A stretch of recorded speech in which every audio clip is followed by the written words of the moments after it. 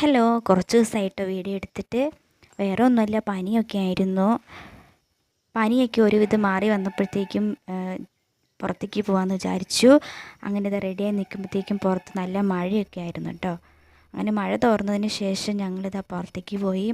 വീട്ടിലേക്ക് കുറച്ച് സാധനങ്ങളൊക്കെ വാങ്ങിക്കാനുണ്ടായിരുന്നു കേട്ടോ. അപ്പോൾ അതെല്ലാം വാങ്ങിച്ചു.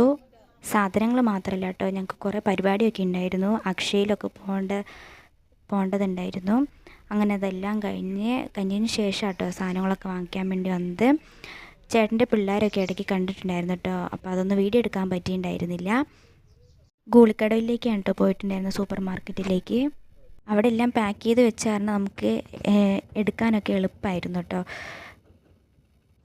അത് കഴിഞ്ഞത് കുറച്ച് പച്ചക്കറിയൊക്കെ വാങ്ങിക്കാനുണ്ടായിരുന്നു. പച്ചക്കറിയെല്ലാം വാങ്ങിച്ചു.